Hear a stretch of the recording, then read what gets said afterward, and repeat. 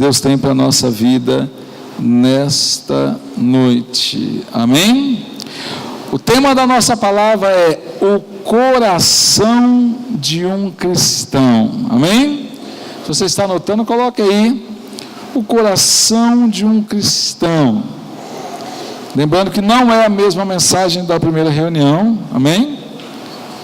Mensagem não é a mensagem da primeira reunião. Agora nós vamos trabalhar segunda reunião agora.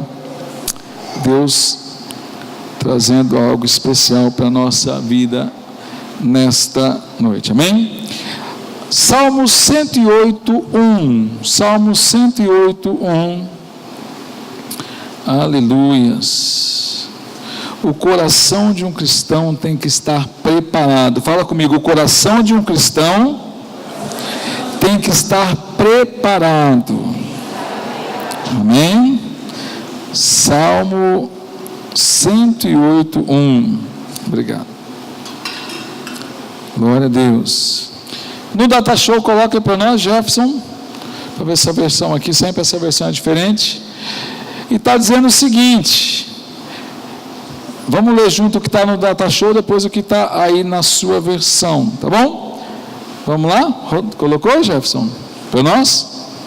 Vamos lá, igreja, vamos lá, 1, 2, 3 e...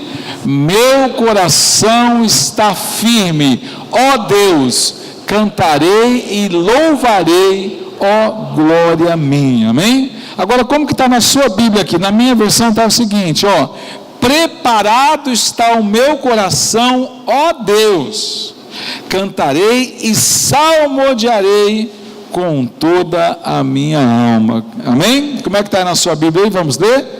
Está aí? Você achou? Vamos lá, 1, 2, 3 e... Eu vou falar na minha versão, você vai falar na sua. Vamos lá, 1, 2, 3 e... Preparado está o meu coração, ó Deus, cantarei e salmodiarei com toda a minha alma. Amém? Pastor, por mais que pareça que está desconexo, né, a forma de que está escrito na sua Bíblia, a forma da leitura, a essência da mensagem fala de algo importante, fala do nosso coração diante de Deus, tá? O coração é esse, não é esse órgão vital aqui que se parar não tem mais jeito, né? Parar o coração, né? Não tem jeito, mas quando se fala de preparar está o coração, de qualquer forma, inclusive, deixa eu falar uma coisa importante para você. Pelo hebraico, essa palavra coração não existe, tá? Pelo hebraico, a palavra coração não existe, porque o judeu, quando ele escrevia esse salmo, ele não escrevia a parte do coração. Nós entendemos o coração está o sentimento, o coração está a esperança, o fulano está com o coração apertado, né? Fulano está com o coração alegre. Mas, na verdade, alguém já viu um coração alegre aí? Alguém já viu um coração apertado? Alguém já viu um coração angustiado? Não, se rasgar meu coração aqui agora, que abrir, se eu estiver angustiado, o coração está assim. Se o coração está com medo, aí você, né? Você está nervoso, ele só acelera, somente, né? É um órgão, mas é um músculo, né? Então, esse coração aqui que a gente tem, e quando o judeu fala de coração, agora, às vezes vão pasmar o que eu vou falar aqui agora. Não existe a palavra coração em hebraico, quando está angustiado, Valéria. Sabe o quê? As minhas entranhas, entendendo? A minha barriga, porque o judeu, quando estava nervoso, dava aquela coisa aqui na barriga, né? Dava aquele gelo na barriga. Então, nunca está em hebraico escrito coração. Está a barriga. Eles entendiam que o órgão vital, o vital do homem é aqui, é a barriga, que ele se alimenta, que se está com fome, ele sente dor aqui, né? Então tudo era aqui, né? Tudo é na barriga, tá? As vísceras, os órgãos vitais é aqui, então aqui que sente. Então, quando o original do hebraico, né, quem já fez o seminário aí, e tem que fazer, depois faz o fechamento, tem que pegar toda, seja em hebraico, aramaico, né, mas principalmente do hebraico, né, inclusive, não sei se você sabe, mas o hebraico, ele é uma língua tão pura, pessoal, que não tem palavrão em hebraico, não tem como você xingar alguém em hebraico, né? Então, lá em Jerusalém, quando alguém quer xingar o outro que está bravo, eles xingam ou em árabe, né? Ou em inglês, né? ou em russo, né, porque lá tem em Jerusalém, apesar que eu não fui lá, mas eu convivo com muita gente que já foi lá, e eu fuço muito, leio muito, assisto muito vídeo, né? Mas depois do hebraico e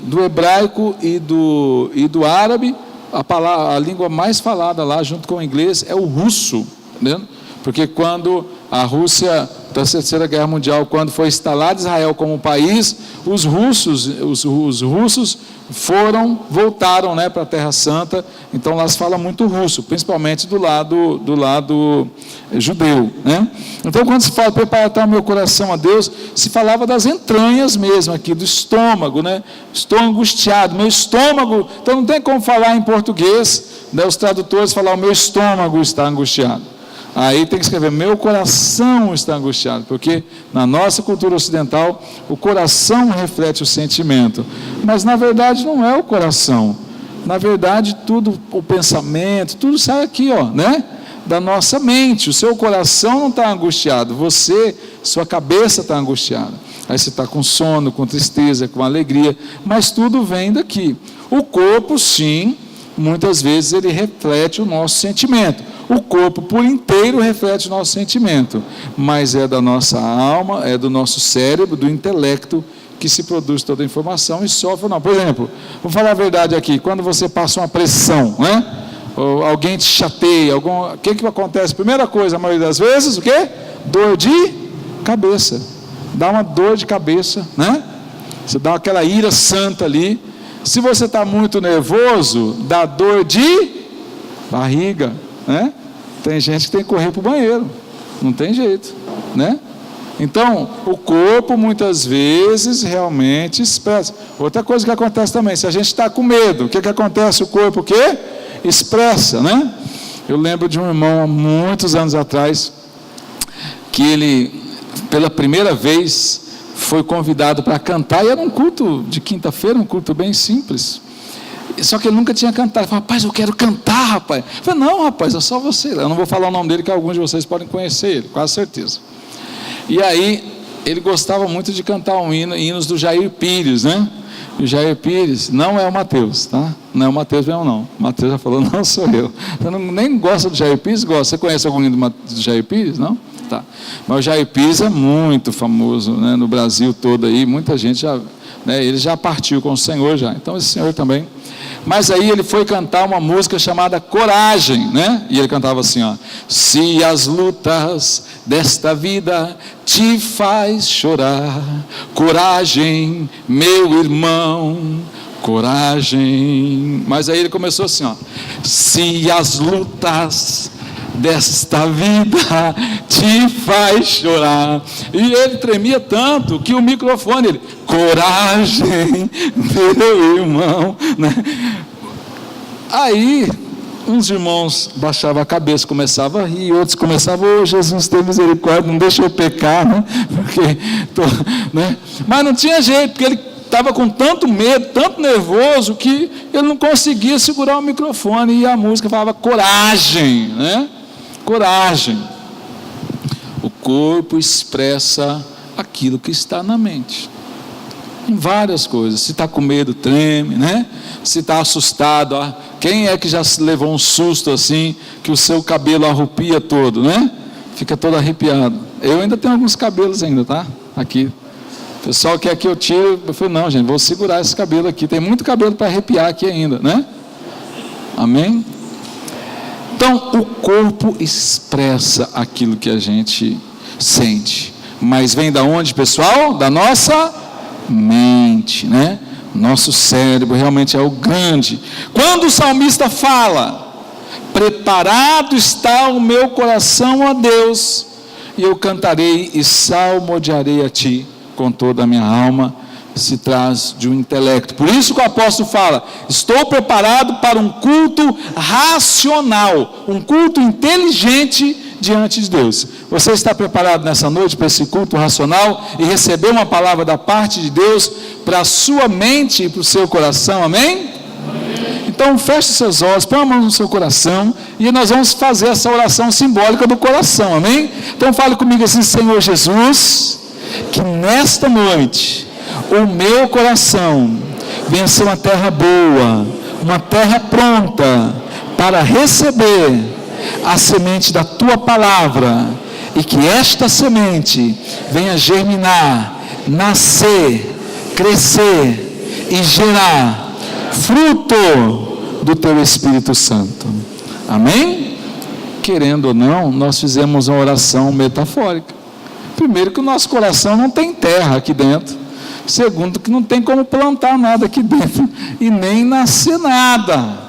Mas da nossa mente expressamos dessa forma: o meu coração é uma terra boa para trazer algo de Deus para a nossa vida. Amém? Quando a gente coloca em prática aquilo que nós vivemos. Então, preparado está o meu coração a Deus. Eu tenho 3 coisas importantes para a gente tratar aqui.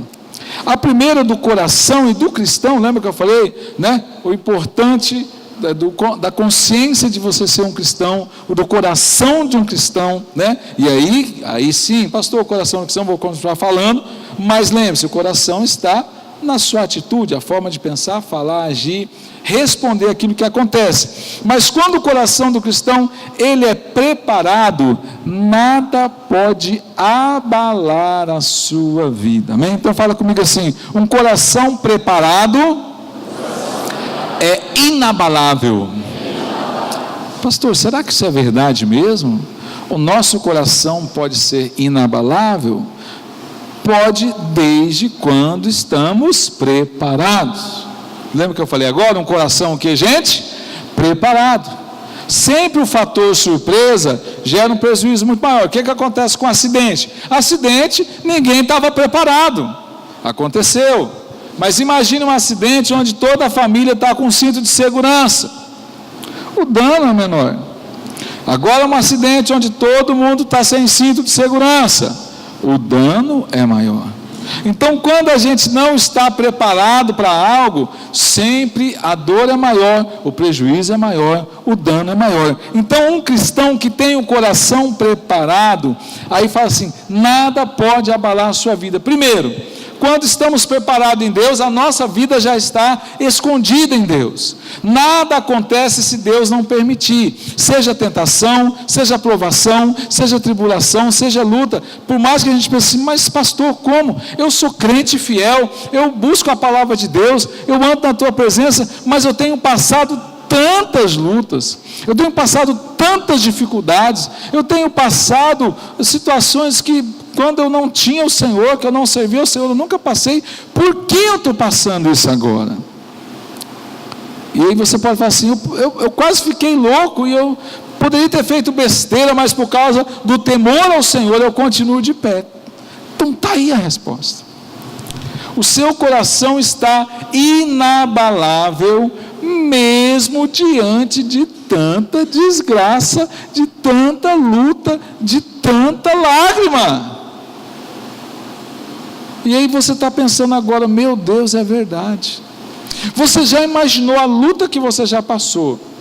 Se você não tivesse Deus no seu coração, se você não tivesse temor de Deus, algumas pessoas falam: não, pastor, mas parece que depois que eu vim para a igreja, a coisa piorou. Não, se você não tivesse vindo para a igreja, se você não tivesse se prostrado ao Senhor, aí que a coisa ia estar mais feia ainda, que você não ia mais agir na carne, você não ia agir no espírito, você ia agir na carne. E quando a gente age na carne, pessoal, o prejuízo sempre é maior. Sempre vai ser maior quando a gente age na carne. Sempre o prejuízo é maior quando a gente é pego de surpresa, quando a gente não está preparado. Então, por isso que o salmista fala: preparado está o meu coração. O meu coração tem que estar preparado. Quando o nosso coração é preparado, o baque vem, a pancada vem, a traição vem, e a gente fica assim olhando e fala: Senhor, eu não sei como eu não dei um ataque, né? Não sei como o Senhor, é o Senhor que tem me guardado. Quem sabe você está nessa situação agora, e aí você vai ver que Deus tem te sustentado, Deus tem acampado os anjos dele sobre ti, e você depois, quando passar por tudo isso, aí você vai entender, falou: Deus, era necessário que eu passasse por isso. pelo propósito que Deus tem na minha vida, porque nós não sabemos. Você já imaginou se José, vamos pensar aqui o José, né? O José do Egito. Vocês sabem que no final José ficou o quê? Ficou o vice-rei do Egito. Foi um dos homens mais ricos, mais próximos da antiguidade. Salvou a vida da sua família, como salvou toda a vida do reino egípcio na época. Mas José, ele foi espancado pelos irmãos, ameaçado de morte, vendido como escravo, tentado ser acusado justamente pela mulher de Potifar. Ficou 2 anos numa cadeia egípcia. Imagina, há mais de 7 mil anos, vamos ver 5.500 anos, há 6 mil anos atrás. Imagina uma prisão há 6 mil anos atrás.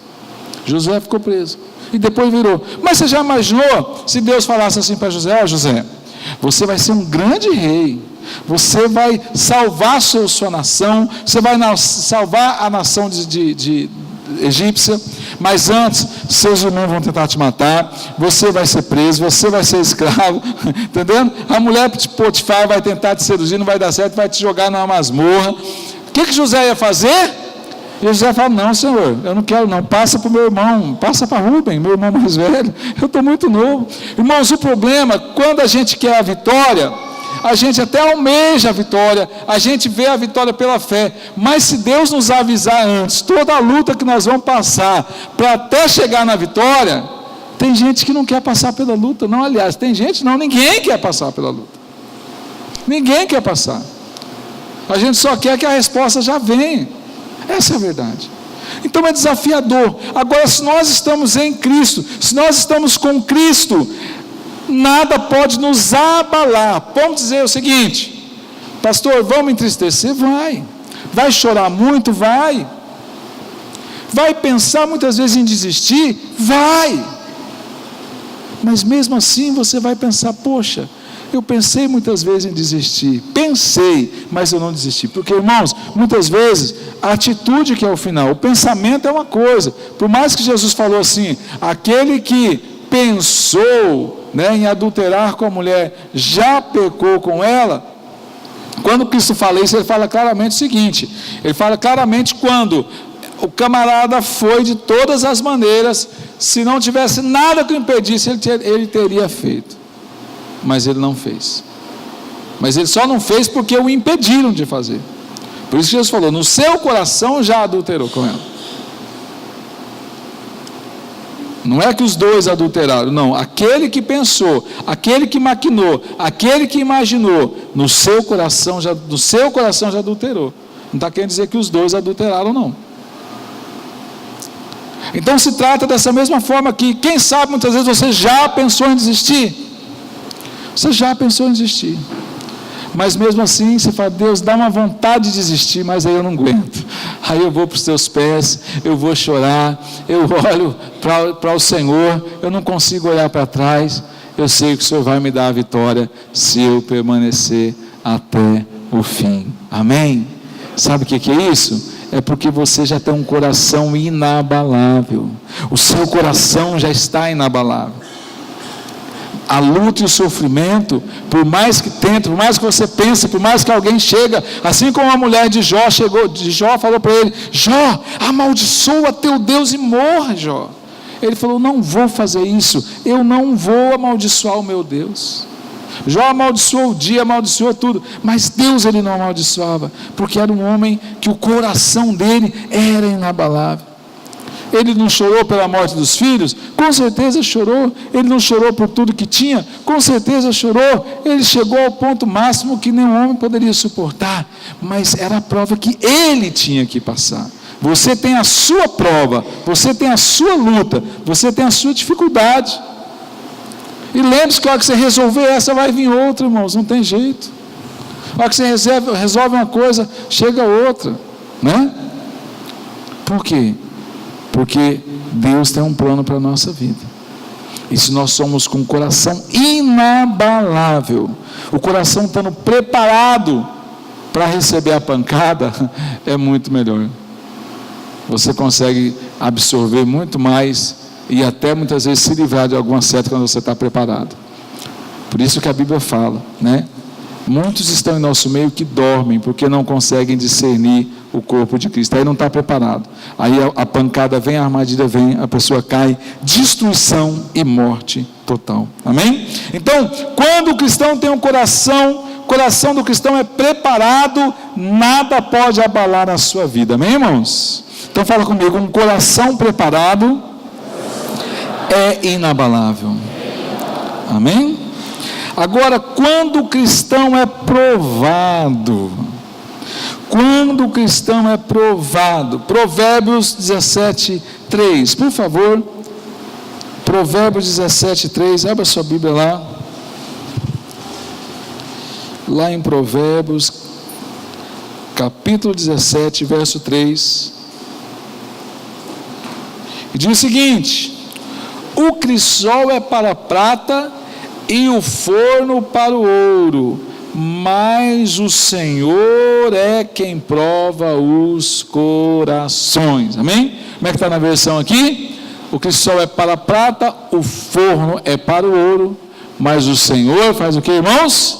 O Senhor prova o coração, o Senhor conhece o seu coração, como ninguém. Aliás, o Senhor conhece o seu coração mais do que você mesmo.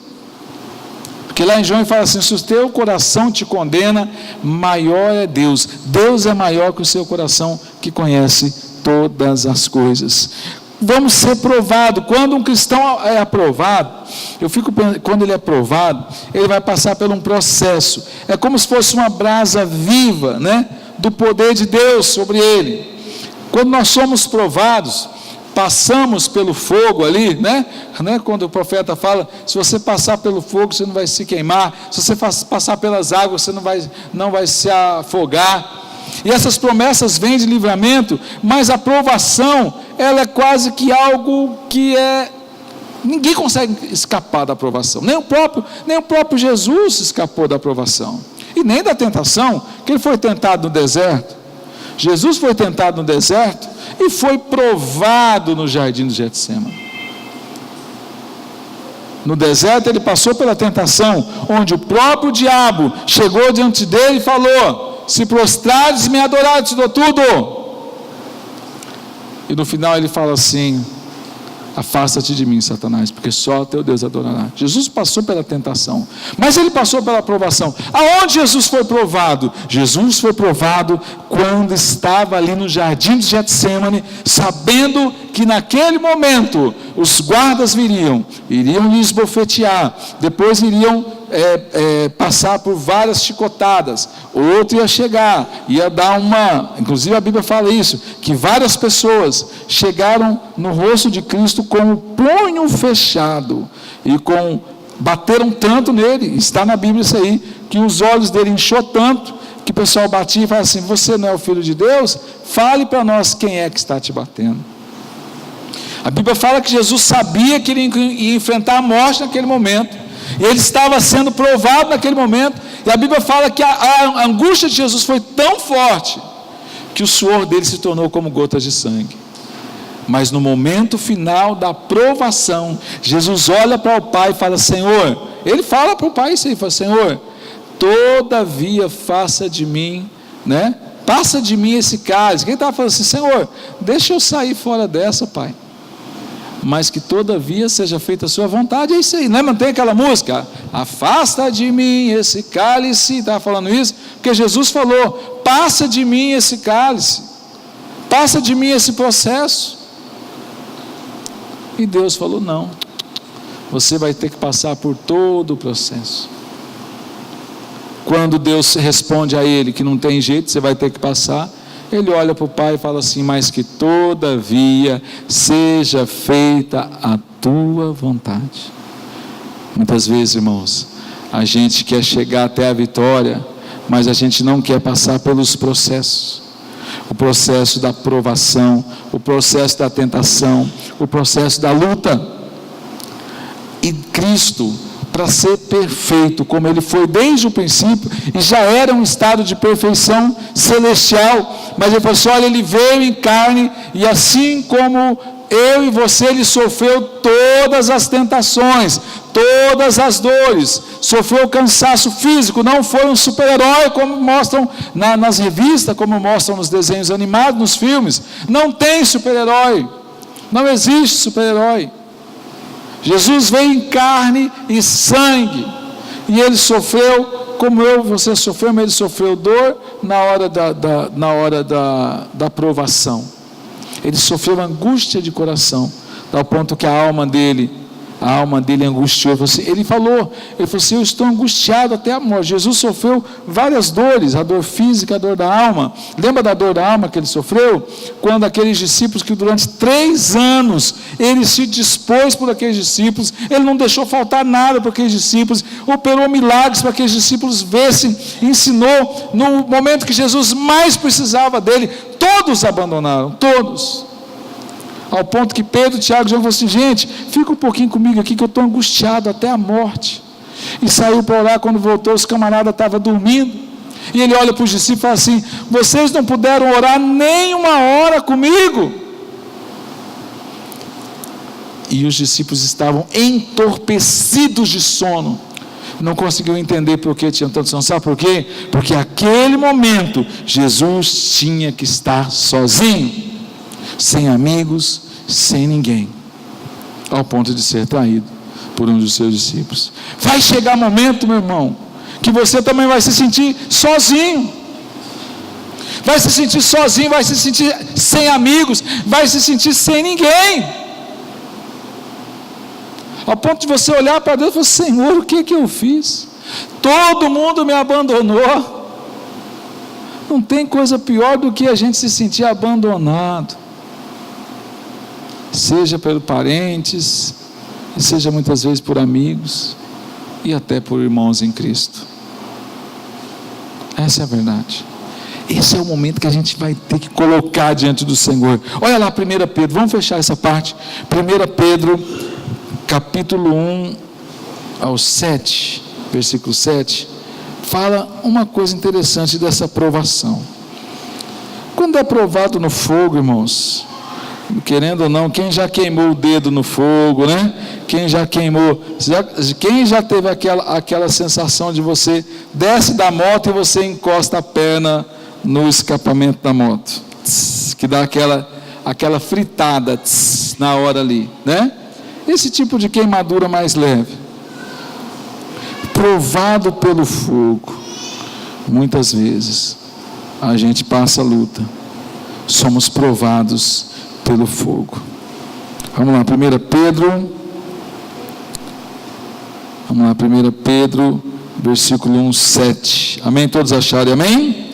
E diz o seguinte: para que a prova da vossa fé, mais preciosa do que o ouro que perece, embora provado pelo fogo, redunde para o louvor, glória, honra na revelação de Jesus Cristo.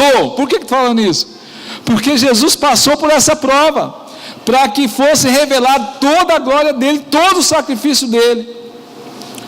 Então, eu tenho uma notícia para dar para você, que não tem para onde correr, irmãos. Eu e você seremos provados pelo fogo. Eu prefiro ser provado pelo fogo do que ser lançado no lago de fogo. O que você acha que é melhor? Opção 1 ou opção 2? Opção 1, provado pelo fogo. Opção 2, lançado no lago de fogo com o diabo e seus anjos. Qual que você quer? Opção 1 ou 2, irmãos? Opção 1. Essa é a verdade. Se nós não tomarmos um posicionamento, quando um cristão é provado, nosso coração, nós temos que entender que, lembra que a provação ela passa, a tentação ela passa, e Jesus falou isso: do mundo tereis aflições, mas tende bom ânimo, porque eu venci o mundo. Amém, gente? Glória a Deus. Fala comigo assim: eu preciso de um coração preparado. Eu preciso entender que serei provado pelo fogo. Agora, por último, Fala assim: eu preciso atender ao chamado de Deus. Lembra que eu falei o coração do crente? O coração do crente, ele tem que estar preparado. O coração do cristão, ele tem que estar preparado. O coração do cristão, ele tem que ser provado. E o coração do cristão tem que aceitar o chamado. Não tem para onde correr. Eu tenho uma preparação, eu tenho uma aprovação, mas eu tenho um chamado. Pastor, que chamado é esse, irmãos? Desde o começo tomamos posse lá, quando a palavra de Deus fala claramente lá em Mateus 28:19, olha, ide por todo mundo e fazei discípulos. Esse é o chamado total para todo aquele que aceita Jesus, para todo que aceita Cristo como Salvador, para todo cristão chamado a fazer discípulos. Só que quando a gente recebe esse chamado, né, e esse chamado é uma convocação permanente. Por mais que a gente pense assim, não, mas eu estou bem, no cantinho que eu estou aqui, não tem problema, deixa eu ficar quietinho no meu canto. Mas deixa eu falar para você, no corpo de Cristo e no reino de Deus, não há inúteis na casa do Pai. Tem uma canção que fala assim, que não há inúteis na casa do Pai. Todo mundo é especial, todo mundo pode servir com algo. O ser humano nasceu para servir, nós nascemos para servir o nosso próximo, mas a prioridade da criação desde o começo, Deus fez a mim e a ti, desde o começo, para que a glória dele fosse manifestada em nós. Deus fez para que nós o louvássemos, para que nós o adorássemos, contemplando a sua glória, mas ele falou assim, olha, quero que você seja o reflexo da minha criação, o reflexo da minha glória. Então, por isso que a primeira oposição nossa, a primeira responsabilidade nossa, quando nos opomos à carne, nos opomos ao nosso ao próprio desejo, é entender que eu e você, a primeira parte, fomos chamados, criados para louvar a Deus.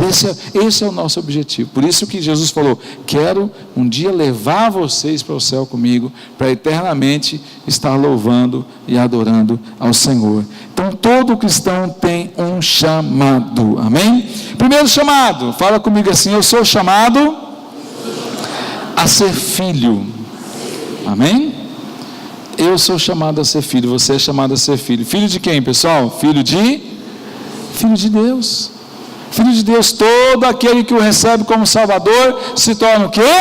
Filho de Deus. João 1,12 fala claramente sobre isso. Somos chamados a sermos filhos de Deus. Somos chamados a entender o propósito de Deus. Romanos 9,26 fala a mesma coisa. Essa filiação nos faz sermos filhos de Deus quando aceitamos o chamado. Então todos são filhos de Deus, pessoal? Não, não é. É filho de Deus, segundo a Bíblia, aquele que aceita o chamado, aquele que recebe o chamado, aquele que cumpre o chamado. Isso vai fazer a diferença na nossa vida. Você pode ficar de pé agora em nome de Jesus? Aleluia.